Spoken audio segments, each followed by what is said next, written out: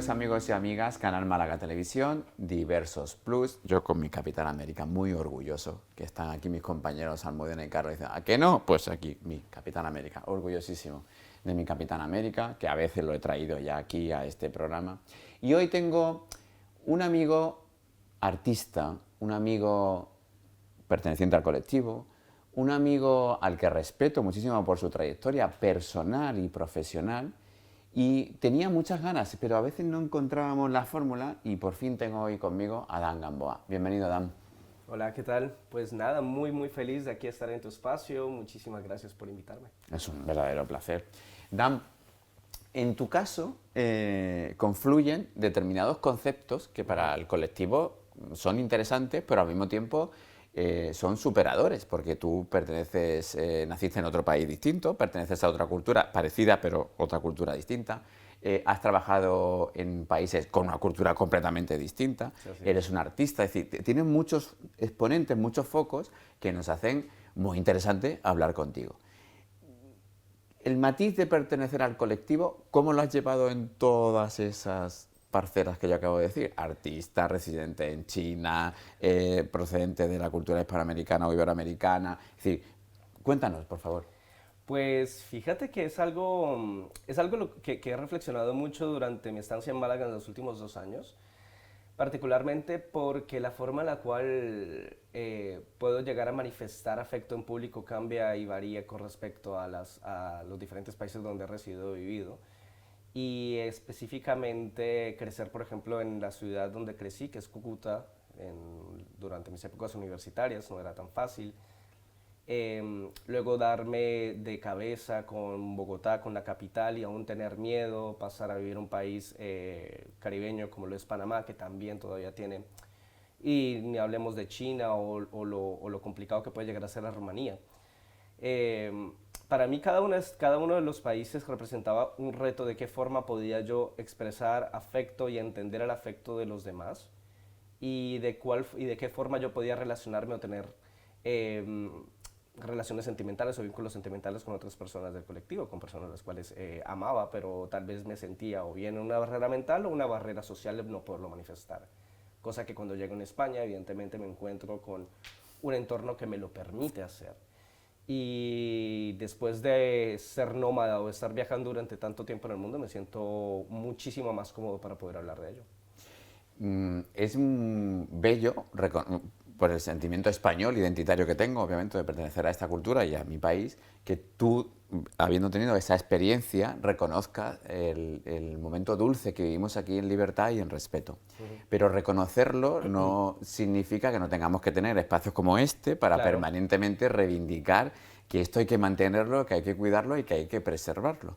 Y precisamente este ejemplo que tú haces, y por lo que tú cuentas, nos ayuda a entender mucho más lo que hacemos aquí en este proceso de visibilización o visibilidad permanente de esta realidad bella que queremos aumentar y preservar.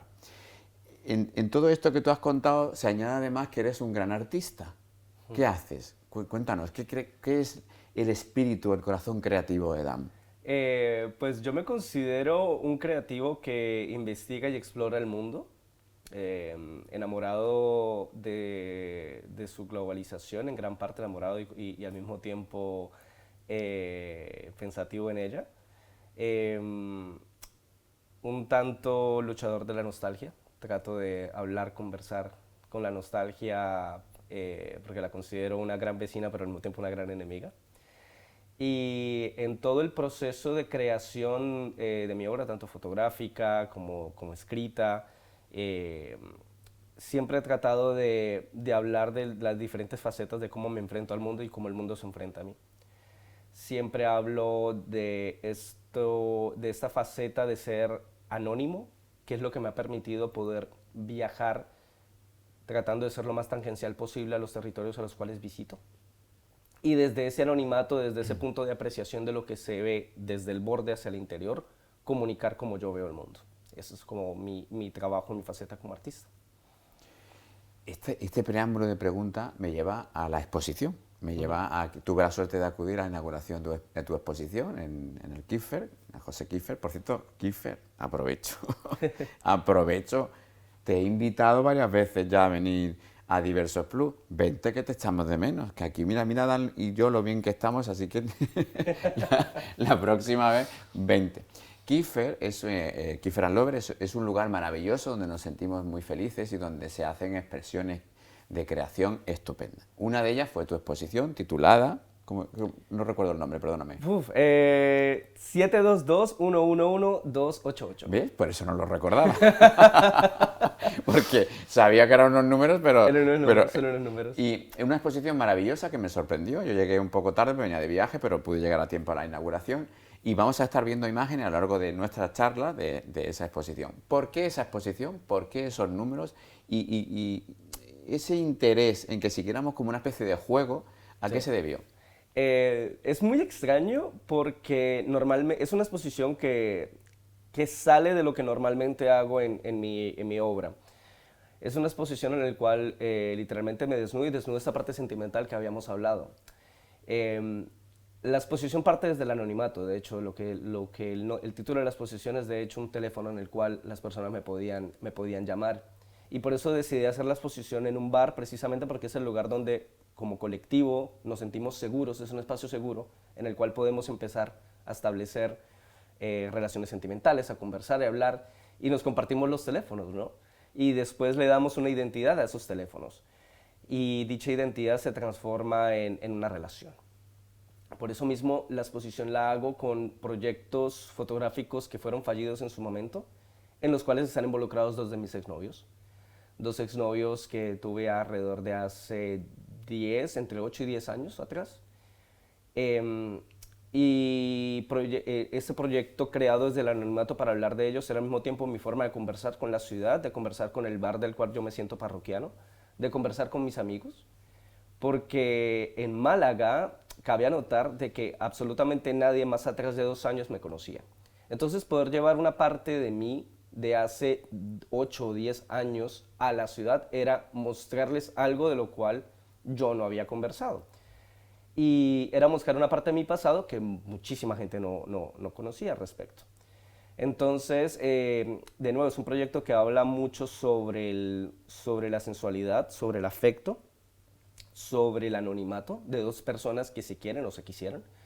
Y todo en el ambiente de un bar, ¿no? En este ambiente donde de nuevo se establecen conversaciones. De hecho, yo te conocí en ese bar, exactamente. Ahí nos presentó José Kiefer, además. Yo te conocí en ese bar el día el 4 de diciembre, me acuerdo muy bien. Esa fecha. Muy bonito. Exacto, esa fecha bonito no se puede que olvidar. te acuerdes. Claro, como persona que vive en Andalucía, esa fecha no se olvida. Y precisamente me parecía el ambiente como propicio para poder establecer estas conversaciones, ¿no? Sí, José Kiefer además ha creado allí una casa, una casa donde nos sentimos todos muy acogidos. Yo quiero mucho a Kiefer, creo que lo sabes, y él también. Y es un lugar donde yo he celebrado muchas cosas y he conocido a gente maravillosa, entre ellos y ellas, a ti, por ejemplo, te tengo como ejemplo. En lugar de que tú lo celebres allí, la exposición, has explicado muy bien el porqué. Pero ¿qué ha irradiado después esa exposición? Porque tú habrás tenido no solamente un interés en hacerlo allí, sino que después eso ha dado unas respuestas a esos intereses. ¿Qué ha sucedido? Han existido personas que han llegado, me han escrito sí, exactamente, me han escrito el número, personas que han visto la exposición, me han escrito el número, que nos sentamos y empezamos a hablar, y las conversaciones que tenemos son precisamente hablar sobre esos amores del pasado, ¿no? Tanto los míos como los de la otra persona, nos sentamos a hablar y siempre conversamos al pie de una cerveza. Han sucedido que hay amigos que evidentemente, como lo pensaba, no sabían de este lado de mí, no sabían de mis historias del pasado con exnovios, y nos sentamos y hablábamos de esto. Entonces, hemos como inculcado en cosas de la forma en la cual podíamos establecer cariño, comprensión con personas del pasado, la forma en la cual nos sentimos mentalmente y actualmente al respecto, qué forma hemos conciliado con ello, qué forma podemos abarcar el abandono, qué forma podemos abarcar la reconciliación, y han salido conversaciones bastante interesantes al respecto. Entonces, ha sido una exposición bastante productiva en términos de conversaciones, lo que produce la exposición, porque las piezas como tal, unas son epístolas, son trabajos, son cartas, de hecho, escritas entre mi exnovio y yo, y las otras son fotografías un tanto barrocas, muy oscuras, Muy, muy barrocas. sí, son muy barrocas, Rococó, diría yo. de, de, de un abrazo entre mi exnovio y yo. ¿Hacia dónde va el artista? Sigo explorando, fíjate. Una de las cosas que más me llama la atención precisamente en mi creación y en mis 2 años como inmigrante, 2 años en los cuales realmente senté esa etapa mental de lo que es ser un sujeto anónimo en un sitio donde no me conocen, especialmente porque durante 2 años no podía viajar, durante 2 años no podía firmar un documento, mi firma simplemente era un paisaje en un papel. Entonces, durante todo ese tiempo pude empezar a establecer relaciones ya no tan tangenciales, sino ya empezar a ingresar hacia el territorio donde vivo y ver la globalización, particularmente el impacto del turismo, particularmente la forma en la que las relaciones de las personas se establecen en la calle. Y sigo creando alrededor de ello. Entonces mi fotografía documental se ha vuelto una fotografía un poco más cruda, no persiguiendo la autenticidad como algo plástico o postal, sino persiguiéndola más en el contexto del siglo XXI en el cual vivimos, sin tener miedo a que algo contemporáneo disrupte la imagen o genere un ataque de pánico, porque muchas veces en nuestra civilización occidental, particularmente lo que vimos aquí, tendemos a tener mucha nostalgia hacia el pasado y viajamos más hacia épocas que hacia lugares. Y me gusta mucho consolidar el lugar, el actual, el presente, tanto en una imagen como en un texto, para situar a la persona en él y liberarla de la culpa de vivir en el presente. Permíteme la apreciación, eres un gran filósofo. Estás utilizando unas terminologías muy interesantes con unas imágenes absolutamente brillantes desde mi punto de vista. Y no estoy aquí para hacerte lisonjerismo, sino porque me ha parecido muy, muy preciso esas imágenes que estás lanzando sobre la globalización, sobre los derechos, sobre los contextos sociales en los que vives. Y aprovecho esas 3 imágenes que se me han quedado en mi cabeza y lo del paisaje. ¿Hacia dónde va el paisaje del colectivo, el paisaje de la sociedad? Porque tus ojos, aunque vivas aquí, no solo miran como miran los míos, que sí soy de aquí. No sé si entienden la diferencia, Sí. sin faltarte al respeto porque seas de otro lugar. Tus ojos tienen un valor añadido que no tienen los míos. Y es que tienen esa experiencia de haber estado fuera. ¿Hacia dónde va el colectivo? ¿O hacia dónde va el planeta, en el planeta el colectivo? Que eso es lo más Lo más peligroso para mí. a no dar las cosas por sentado. Creo que es muy importante en el contexto actual no dar absolutamente nada por sentado. Una lucha no se, especialmente luchar por nuestros derechos y por reivindicarlos y por disfrutarlos, no es algo que se obtiene y se libera. Es algo que todos los días se garantiza. Es como cuando fragua el concreto. El concreto no fragua en una hora, el concreto dura muchos días en fraguar. De la misma forma, nuestros derechos no se pueden dar por fraguados, especialmente cuando vivimos en un momento en el cual podemos ver casi que a tiempo real cómo corrientes políticas que nos terminan por marginalizar o por eliminar o por borrar están avanzando a ritmos que parecían distópicos. Más ahora y más nunca es donde debemos estar en pie en lucha y seguir eh, de la mano unos a otros, pues para reivindicar y para seguir disfrutando de lo que ya tenemos. Me parece muy coherente y totalmente de acuerdo con lo que dices. Dan, de forma individual, hemos hablado de colectivo, pero de forma individual, ¿qué hacemos? ¿Cómo sumamos uno a uno? Sin tener en cuenta que te necesito siempre a ti y tú me necesitas a mí. No en un sentido literal de la palabra, pero sí en un sentido de colectivo. Pero de forma individual, ¿qué propone Dan Gamboa? Empatía. Y siento que es una palabra que muchas veces suena dulce, pero es una palabra que al enfrentarse a ella para muchas personas les puede llegar a chocar. Muchas personas terminan huyendo de una situación porque les parece incómoda, porque simplemente dicen no tengo tiempo para luchar. Pero cuando nos ponemos en el lugar del otro, cuando abrimos nuestro entendimiento hacia la vulnerabilidad que pueden sentir otras personas, inmigrantes, trans, personas no binarias, etcétera, podríamos llegar a entender que al final, como colectivo, tenemos, si bien una cadena de componentes que nos relacionan entre sí, que en la pluralidad es que disfrutamos, pero la empatía de sentirse como individuo identificado con otra persona, es decir, yo podría estar en su lugar si estuviera en otro contexto o en otro país, hace que de mi parte ponga como un plus o un pie de lucha o una fuerza mucho más grande para luchar. Muy, muy preciso y muy interesante lo que dices. ¿Y cómo le exigimos eso a algunos individuos que miran para otra parte? Es que eso, no sé si se exige, eso creo que Para que el colectivo avance hay que exigirlo. Claro. Porque si los individuos de ese colectivo no empatizan con los que menos derechos disfrutan, no se expanden, no se contagia el derecho, con lo que sucede, por ejemplo, en África, o con lo que sucede en Iberoamérica, o lo que sucede en Europa del Este. No basta con decir que en España yo disfruto de, tengo que empatizar con todas esas otras personas, pues para extender el derecho, la protección de la persona en el respeto máximo, porque pertenece a un colectivo, o porque es mujer, porque es emigrante, o porque es afrodescendiente, ¿no? Sí. Entonces, ¿cómo despertamos esos tics, más allá de exigir? Que te compro la idea. Claro, es que más allá de exigir, yo creo que es inspirar, inculcar, apoyar sobre todo. Porque la empatía requiere apoyo también. La empatía no es algo que te despierta de la noche a la mañana.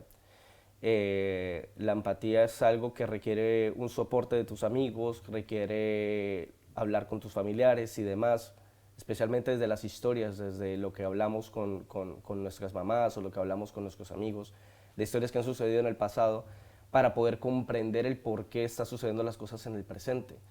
Eso es lo que muchas veces hablo, por ejemplo, de tener contacto en cuanto al colectivo o como individuo perteneciente a la comunidad, no solamente con nuestros contemporáneos, sino con personas de otras generaciones que han luchado, que han vivido persecuciones o la crisis que tuvimos con el VIH, por ejemplo, en la década de los 80, para poder entender y para poder escuchar el por qué debemos despertar la empatía y sentirnos apoyados en esas experiencias. Es donde yo siento que deberíamos poner de nuestra parte a conversar, a hablar a través de nuestras experiencias, nuestras historias y a escuchar. Dan, vamos a acabar nuestra conversación porque es interesantísima, pero el tiempo en televisión se me está yendo de las manos. Voy a cerrar con un deseo. ¿Qué deseo tiene Dan? Ya que no nos oye ni nos ve nadie, no se me ha quedado grabado en ningún sitio ni nada. ¿Qué deseo tiene Dan? ¿Qué se va a cumplir, Dan?